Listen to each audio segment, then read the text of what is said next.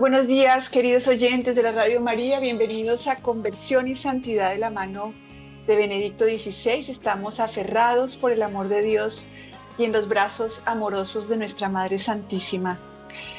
El tema del programa de hoy es: Jesús absorbió nuestra desobediencia.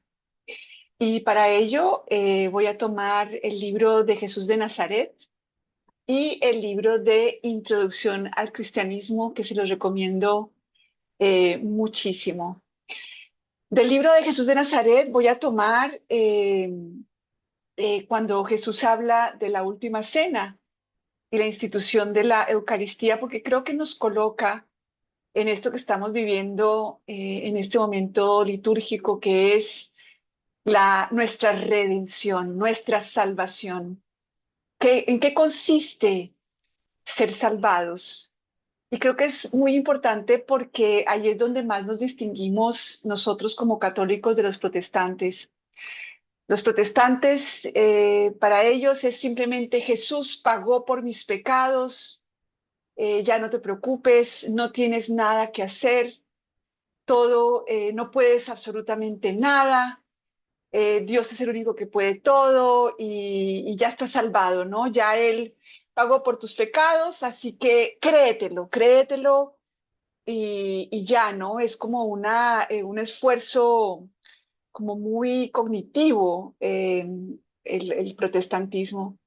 En cambio, en nuestro caso, la salvación nos implica en esta relación con Cristo que está vivo, ¿no? Que está vivo sobre todo en los sacramentos. Qué pesar, ¿no? Que en el mundo protestante no tengan la presencia viva de Cristo y por lo tanto todo se vuelve como muy abstracto, como les decía, ¿no? Ya Cristo pagó por tus pecados, convéncete y tranquilízate que todo está perdonado, pero eso en la vida diaria como que, por lo menos en mi caso, creo que no tendría ningún tipo de efecto práctico en mi vida. ¿Cómo es que yo me implico? ¿Cómo es que yo ahora libremente acojo la redención? No solamente porque me digo, sí, sí, sí, ya todo está perdonado, sino vamos a profundizar con el Papa Benedicto cómo es esta liturgia de la vida, ¿no? Y cómo es el problema este de la obediencia,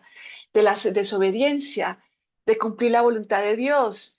Porque a veces parecería que se presenta a Dios como alguien obsesionado con que le hagan caso, como alguien obsesionado eh, con el comportamiento humano, obsesionado con ver perfección. Y si no ve perfección, entonces se pone bravo y castiga. Y Dios está muy lejos de ser eso. Por eso me encanta el Papa Benedicto, porque lo que él establece es que lo novedoso, la buena nueva del Evangelio, es una nueva imagen de Dios. Y en esa nueva imagen de Dios descubrimos una nueva imagen del ser humano. Entonces vamos con la última cena. Según Mateo y Marcos, Jesús dice: este es mi cuerpo.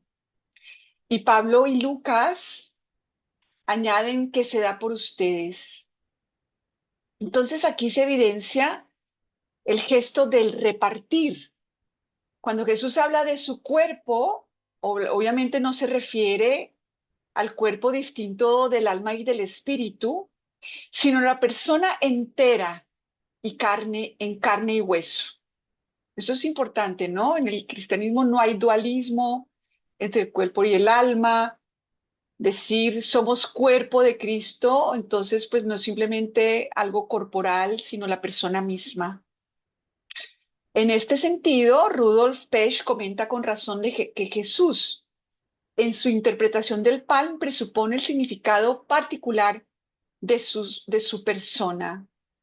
Los discípulos podían entender cuando él decía: este es mi cuerpo, este soy yo, el Mesías. Pero ¿cómo se puede dar esto? Jesús de hecho se encuentra en medio de sus discípulos. ¿Qué está haciendo? Cumple lo que había dicho en el discurso del buen pastor: nadie me quita la vida, yo la doy voluntariamente. Juan 10:18.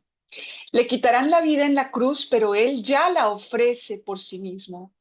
Transforma su muerte violencia en un acto libre de autodonación por los otros y a los otros. Entonces no es como que de repente, lo crucificaron y no se sabía como qué onda y como que lo tomó por sorpresa y como que qué horror, no. Ya estaba, ya estaba esto en el plan de este Dios que nos reconcilia con nosotros mismos y con Él, porque solamente Cristo, solamente Dios soporta al ser humano, soporta ser humano. Y digo la palabra soportar no en el sentido de aguantar, sino de dar soporte a esta criatura que le dio la espalda a su creador y que por eso muere y que por eso experimenta el mal. Y el pecado original es lo contrario de dar culto en espíritu y en verdad. Es justamente dar culto en la mentira y en la desunión. Y por eso el ser humano sufre las consecuencias de eso, una soledad brutal. Por dentro el ser humano se siente aislado, solo, sobrecargado, incapaz de vivir y lo peor de todo es que intenta vivir como si no fuera criatura. Y esto es un peso enorme. Entonces Jesús ha venido a reconciliar al hombre con Dios. Esa es la redención, no es venir a pagar un precio de sufrimiento como desafortunadamente y a todo mi pesar se escucha en las homilías y que el Papa Benedicto no está de acuerdo en que Jesús haya venido simplemente a pagarle a Dios, a su Padre, con dolor la compra del cielo. Esto va más allá. Él entonces ha transformado su muerte violenta en un acto libre de autodonación. Y esto es lo que vemos en la última cena. Él lo sabe, él dice, tengo poder para dar mi vida y poder para recobrarla de nuevo. Él da su vida sabiendo que precisamente de este modo la recobra. En el acto de dar la vida está incluida la resurrección. Por esto, de manera anticipada, puede repartirse a sí mismo, porque ya ahora ofrece la vida, se ofrece a sí mismo y con ello ya la recobra. Esto es un poco lo que es la vida cristiana, ¿no? Que cuando yo me entrego, cuando yo no me vivo autoconservándome, tratando de sobrevivir, tratando de estar constantemente protegiéndome de todo, tratando de evitar la muerte, el dolor, que es inevitable, pero vivimos autoconservándonos. Y Jesús no se autoconserva, Él se ofrece y nos dice, haz tú lo mismo. Y luego hablaremos de cómo nos debemos implicar en esta ofrenda de la Eucaristía. Y luego vamos a la cuestión del cáliz. La frase relativa al cáliz, a la cual dirigiremos nuestra atención, es de una extraordinaria densidad teológica. Como ya hemos mencionado en las pocas palabras de tal frase, están entretejidos tres textos del Antiguo Testamento, de modo tal que en ellos toda la historia precedente de la salvación se resume y se hace presente nuevamente. En primer lugar, encontramos en Éxodo 24:8 la estipulación de la alianza en el Sinaí. Después, Jeremías 31:31, la promesa de la nueva alianza en medio de la crisis de la historia de la alianza. Y finalmente, Isaías 53:12, la promesa misteriosa del siervo del Señor, que asume sobre sí el pecado de muchos y de este modo obtiene la salvación para ellos. Entonces, en la alianza del Sinaí, según la descripción del Éxodo 24, se basaba en dos elementos. Por una parte, en la sangre de la alianza, en la sangre de los animales sacrificados con los que se asperjaba el altar como símbolo de Dios y el pueblo, y en la palabra de Dios y en la promesa de la obediencia de Israel. Esta es la sangre de la alianza que el Señor ha sellado con ustedes según todas estas palabras, había dicho Moisés solemnemente después del rito de la aspersión. Inmediatamente antes el pueblo había respondido a la lectura del libro de la alianza. Obedeceremos y haremos todo cuanto ha dicho el Señor. Aquí es un poco como, para mí el Antiguo Testamento es como una historia de Dios tratando de que toquemos fondo, de que nos demos cuenta de que el ser humano solo no solamente no puede nada, sino que no existe. Porque Dios mismo no está constituido solo. Es Padre, Hijo y Espíritu Santo. Y el Espíritu Santo es el que une a dos personas tanto en el amor que los convierte en una sola persona. Entonces, el culto en espíritu quiere decir que yo no me veo a mí misma sola, aislada, delante de un Dios obsesionado con mi buen comportamiento y con que le haga caso. Este no es el cristianismo, esta es una versión en la que proyectamos en Dios nuestra experiencia con nuestros padres humanos. Porque los padres humanos sí que estamos muchas veces obsesionados con que nos hagan caso y con el comportamiento de nuestros hijos, pero este no es Dios. Esta promesa de obediencia constitutiva de la alianza se rompe inmediatamente después mientras Moisés estaba en el monte con la adoración del becerro de oro. Eh, Toda la historia se rige por estas reiteradas violaciones de la promesa de obediencia. Decíamos entonces que toda la historia del Éxodo es constantemente una experiencia de cómo el pueblo de Israel siempre está, no, en el bolsillo de adelante, siempre está como incumpliendo esta promesa de obediencia. Entonces, por ejemplo, en la nueva alianza, am, es la promesa de que esta fidelidad, de que Dios va a hacer algo con esta fragilidad humana. Estábamos recordando cómo inmediatamente que Moisés se va al monte, el pueblo de Israel, habiendo prometido que obedecería y haría todo cuanto ha dicho el Señor, inmediatamente se pone a adorar el becerro de oro. Y fíjense cómo es importante recordar que el pecado es siempre idolatría, es poner nuestra esperanza en lo que no nos sostiene. El ser humano constantemente está poniendo su esperanza en sí mismo, en el éxito, o sea, en las cosas humanas. Siempre estamos adorando becerros de oro que podamos controlar.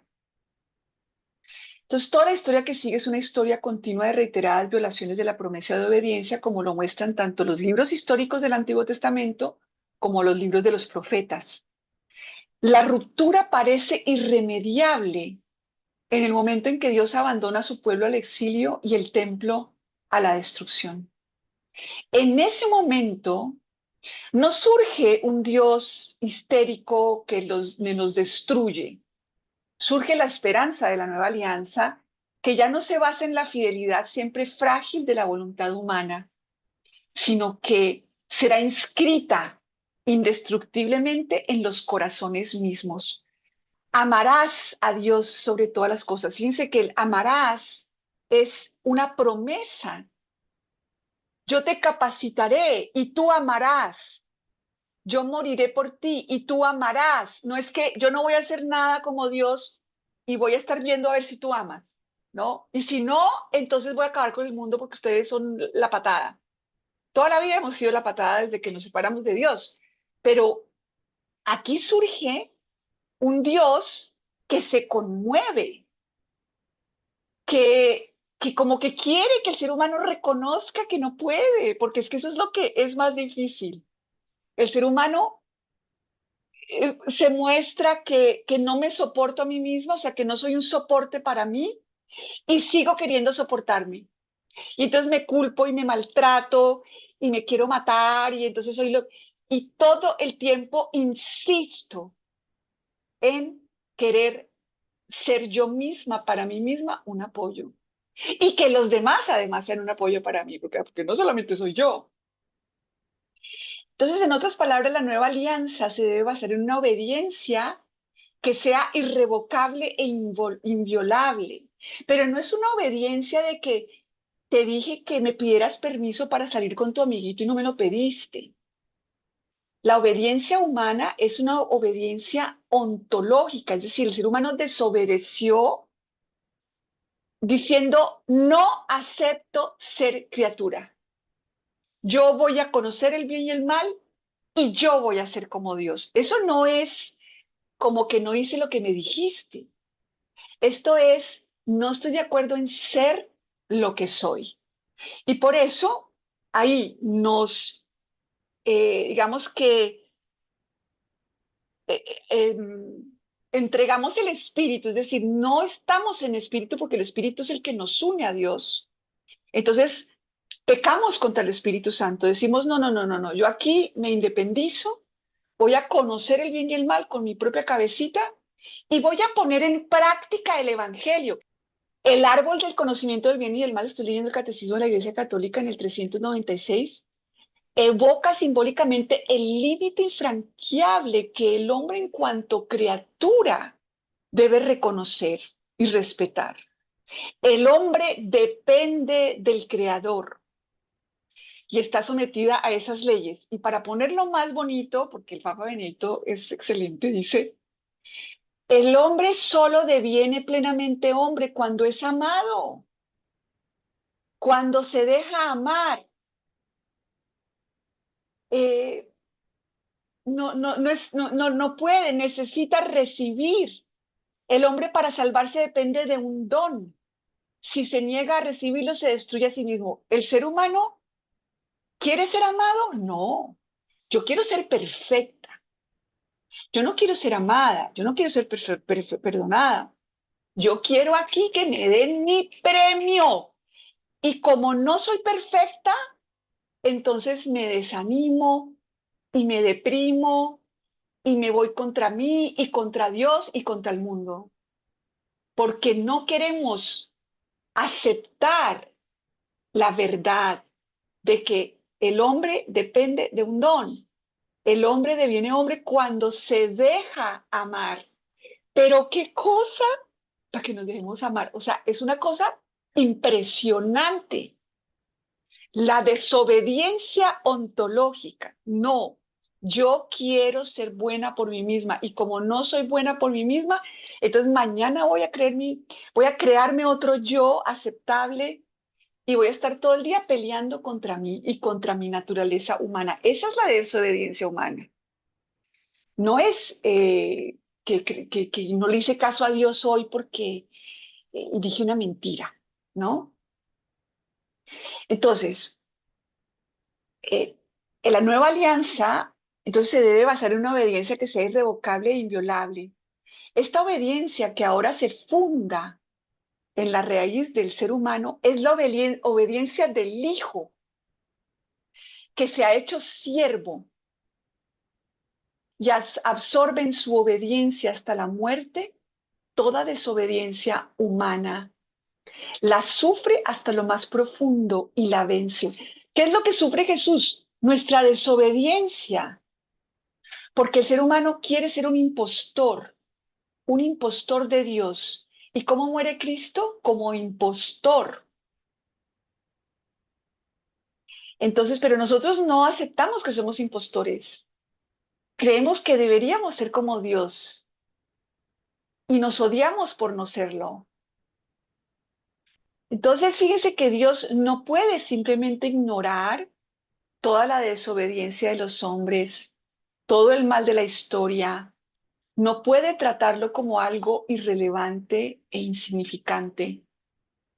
Tal tipo de misericordia, de perdón incondicional, sería aquella gracia barata contra la cual Dietrich Bonhoeffer, no sé cómo se pronuncia, ante el abismo del mal de su tiempo se pronunció contra toda razón.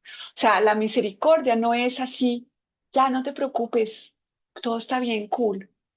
Tú sigue viviendo, tratando de crearte tu mejor versión, pero tranquilo que yo ya pagué por ti.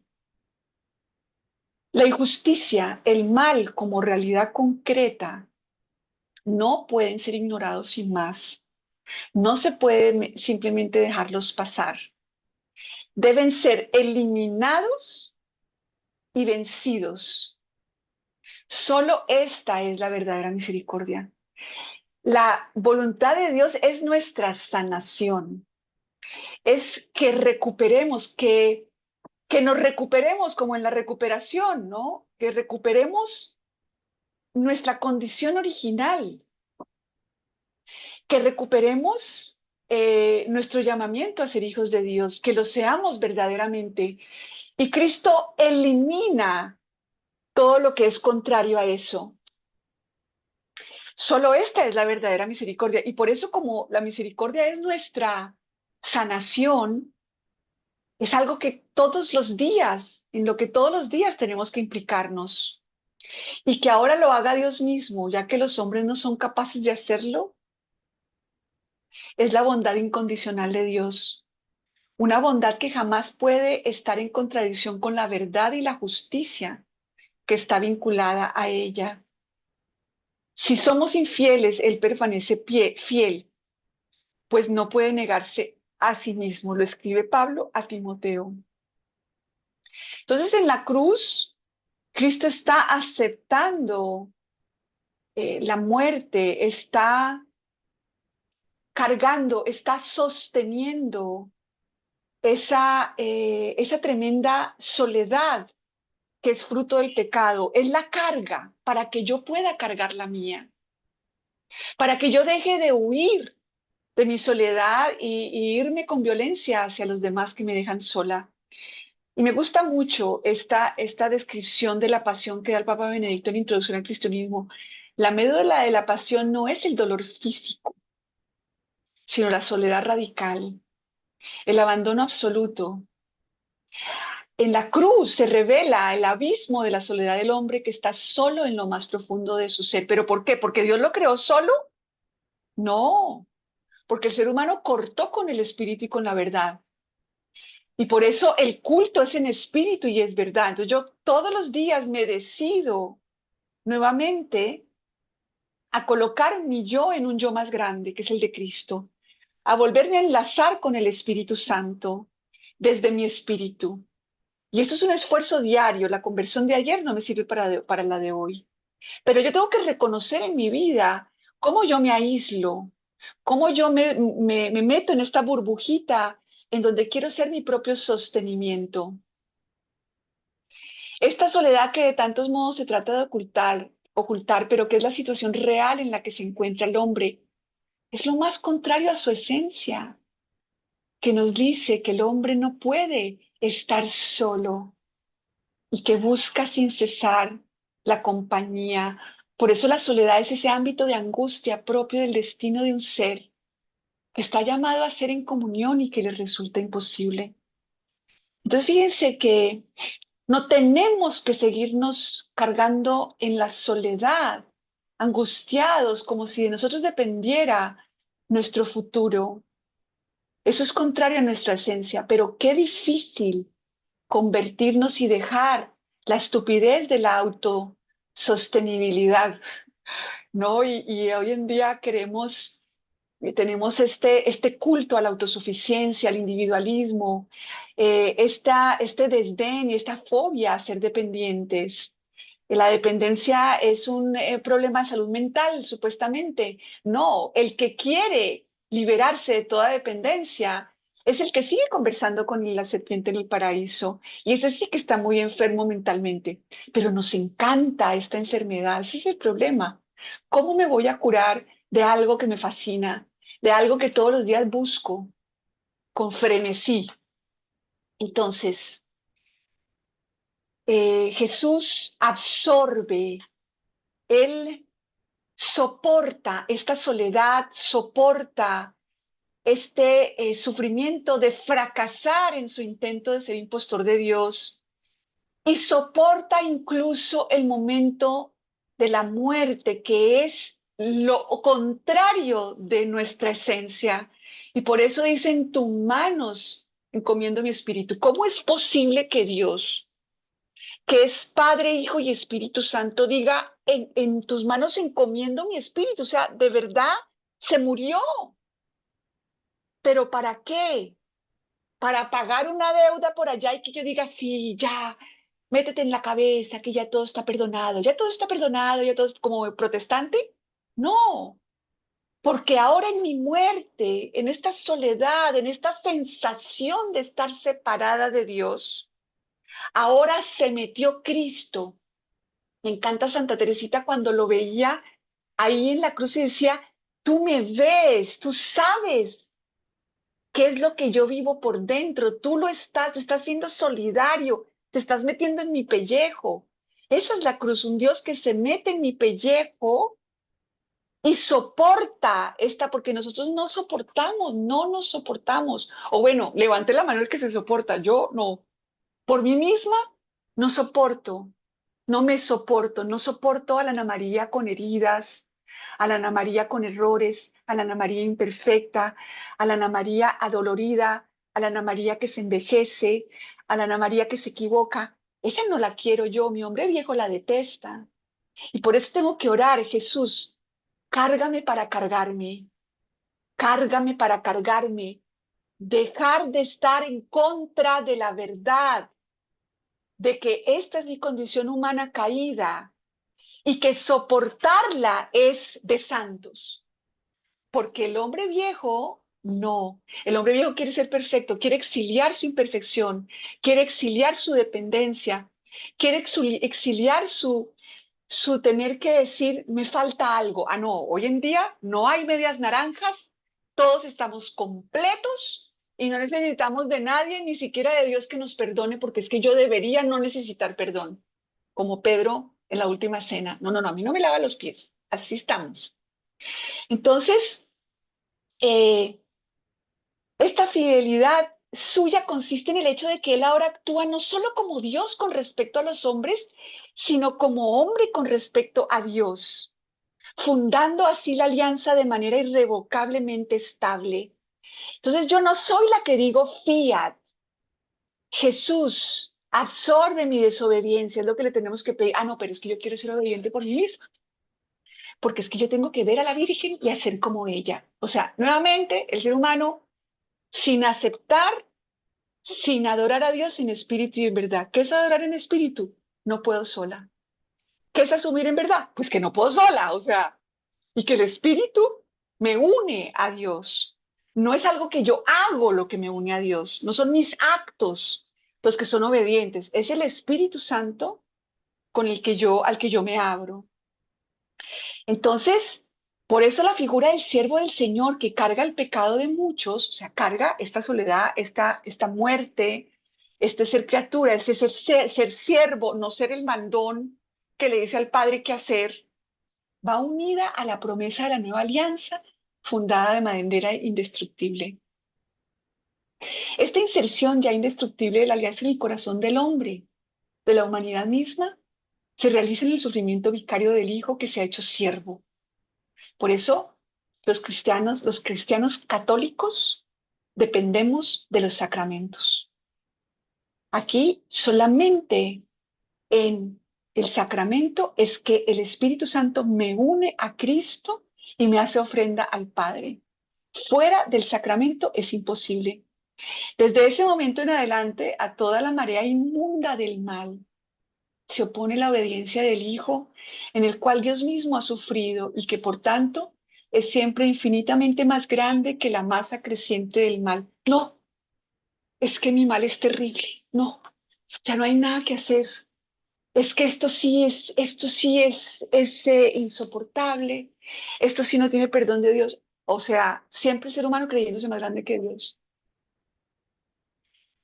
Dios, su amor, su absorción de nuestra desobediencia es infinita más, es infinita, su obediencia es infinitamente más grande que la masa creciente de mi desobediencia. Ahora, ¿voy a aprovechar eso o voy a seguir queriendo salvarme por mí misma? Ahí está la libertad, el libre albedrío. Nadie puede hacerlo por mí. O yo sigo empeñada en ser quien no soy, o me rindo a la verdad y le pido al Espíritu Santo que me una a Cristo y a su sacrificio. La sangre de los animales no había podido ni expiar el pecado ni unir a los hombres a Dios. Solo podía ser un signo de la esperanza y de la espera, de una obediencia más grande y verdaderamente salvífica. En la palabra de Jesús sobre el cáliz, todo esto es reasumido y se hace realidad. Él dona la nueva alianza en su sangre, es decir, la entrega total de sí mismo, en el cual Él sufre hasta el extremo todos los males de la humanidad. Elimina toda traición absorbiéndola en su fidelidad incondicional. Este es el culto nuevo que Él instituye en la última cena. Atraer a la humanidad a su obediencia vicaria. Participar en el cuerpo y en la sangre de Cristo significa que Él está por muchos, por nosotros, y en el sacramento nos acoge entre estos muchos. Entonces, Jesús dijo, cuando sea levantado de la tierra, atraeré a todos hacia mí. ¿Cómo debemos orar? Jesús, atráeme hacia ti y atrae a otros hacia ti. No yo con mis obras acercarme, Él es Él quien nos atrae. Jesús absorbió la desobediencia del hombre. Es por Él que podemos rendir culto en espíritu y en verdad. El Espíritu Santo es quien une dos personas en un solo Dios y es quien une a la humanidad en un solo cuerpo de Cristo. El cristianismo es comunión con Dios. Ser hijo de Dios es algo, es un milagro de la nueva alianza. Antes éramos criaturas de Dios, pero ser hijos en el Hijo es otra cosa totalmente diferente. Cristo nos atrae para ser sus miembros de su cuerpo místico, para ser parte de Él, cada uno en un lugar de este cuerpo, así como tenemos nosotros miembros en nuestro cuerpo y no vivimos separados, no viven separados de la cabeza y de nuestra, pues de nuestro espíritu propio. Así Jesús, el Espíritu Santo, nos une en un solo cuerpo. De tanta multitud de personas humanas nos hace un solo Cristo. Y por eso es que somos hijos de Dios. Y esa es la verdad de nuestra magnífica vocación, la verdad de que somos llamados a ser Cristo, este hombre nuevo, eh, como la nueva Eva que es María, ella es. Por eso Jesús le dice en la cruz mujer, y también en las bodas de Caná la llaman mujer, porque ella es imagen de la nueva Eva, de la humanidad, que unida con Cristo somos divinizados. Entonces, en el bautismo empieza este milagro de ser cuerpo de Cristo y la conversión consiste en serlo cada vez más, en permitir a Dios vencer en nosotros esa manía que tenemos de seguir como ovejas perdidas oyendo otro pastor, ¿no? Otros pastores. Y que nuestro hombre viejo por dentro son como también un mundo de ovejas perdidas, cada una con sus preferencias y con sus fobias. Entonces pidámosle a Jesús, Jesús, atráeme hacia ti.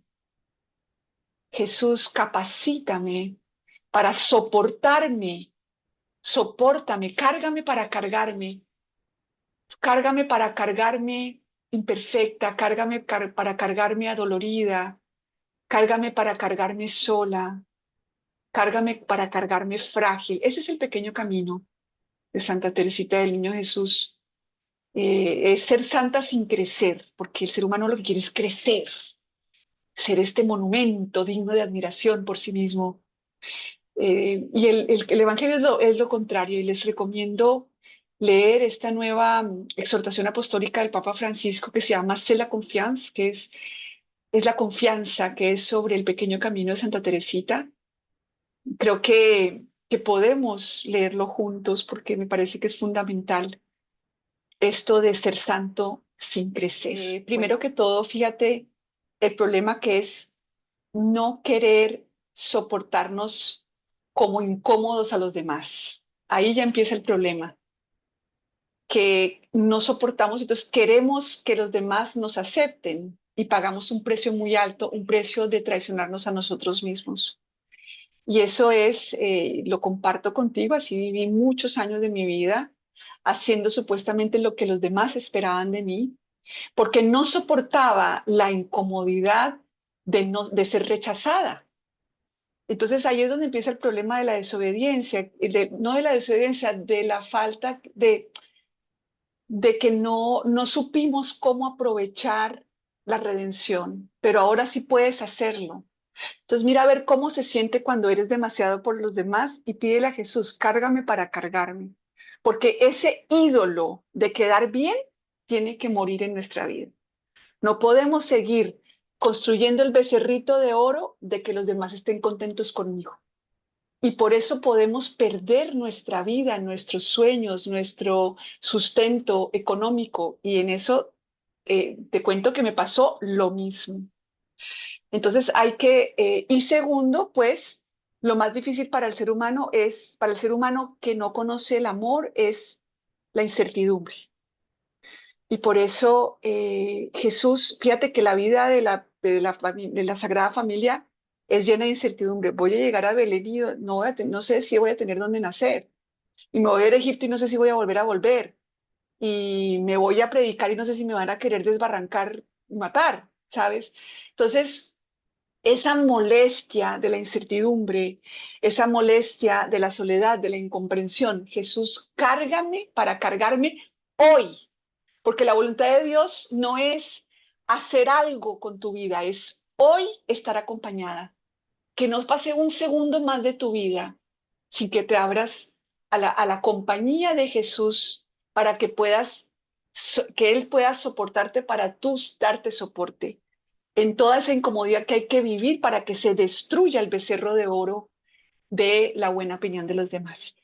Pienso que la rabia es un intento por autoconservarnos, ¿no? Porque es como vengarme en el otro de que no sé cargarme a mí misma, es decir, no sé cargar a la Ana María que se siente herida y adolorida.